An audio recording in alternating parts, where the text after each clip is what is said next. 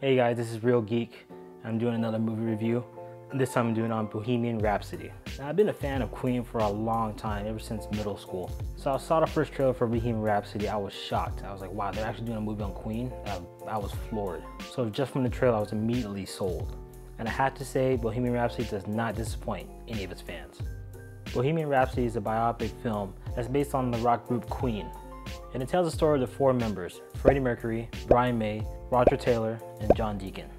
The movie showcases the group's ups and downs as they go through the 70s and 80s, all the way up into the Live Aid concert.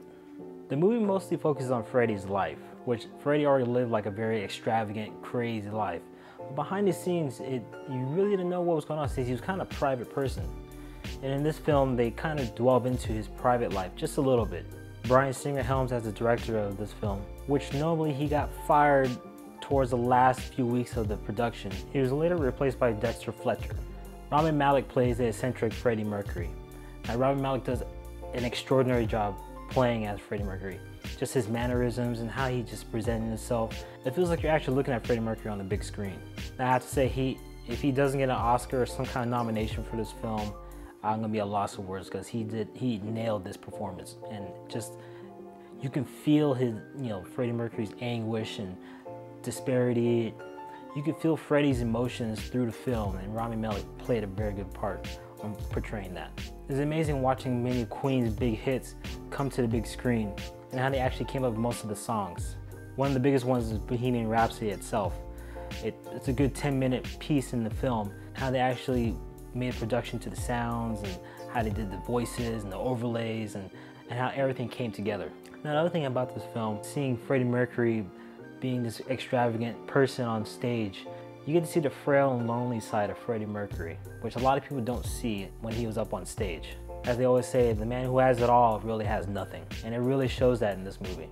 Now, one of my favorite parts of the movie is actually the beginning part of the movie. In the beginning part of the movie, it's actually them getting ready for a Live Aid. And it's a small montage of Freddie getting ready and them setting up the set. And in the background is Somebody to Love is playing in the background. And the way they did it was just, it's really captivating and very artful. And it felt like I was watching a music video or a tribute music video to Queen. My other favorite part of the movie is when they actually do the Live Aid set. Now, in real life, the Live Aid performance was actually 20 minutes. But they cut it down to 15 minutes in this film. Now, when they cut it down to 15 minutes, they actually took out 2 songs. Now, a lot of people who are not Queen fans or just new to Queen, they may not notice the change in the live set. But a lot of Queen fans may notice the difference because they're missing 2 songs. The 2 songs that are actually missing was We Will Rock You and Crazy Thing Called Love. That brings up another point that a lot of critics are giving bad points about this movie, mostly for its historical inaccuracies of the group Queen. But yet you have to remember, at the same time, this is just a biopic, and a lot of biopics are not 100% accurate to real life. A lot of these biopics are just meant to be entertaining for fans and also be somewhat accurate, but not enough to be textbook accurate. Just enough for people to enjoy the film. The movie definitely holds some fan service to a lot of Queen fans. I personally enjoyed every minute of Bohemian Rhapsody. And to be honest, this is probably one of the best movies I've seen in recent years. And yes, I know, a lot of Marvel movies I like and this and that, but this one actually, it resonated more with me, being that I grew up listening to Queen and I was just a big fan of Queen. And to have a movie about Queen is actually something I wanted to have for a long time.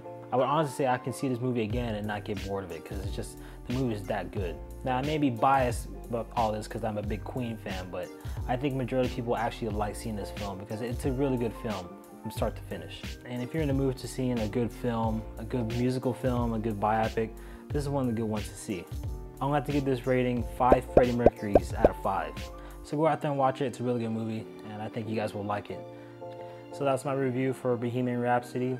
If you liked the video, go and give it a like or dislike, whatever you want to do. If you have questions, thoughts, or just want to discuss about Queen or Bohemian Rhapsody, put it in the comments down below. And I guys catch you in the next one.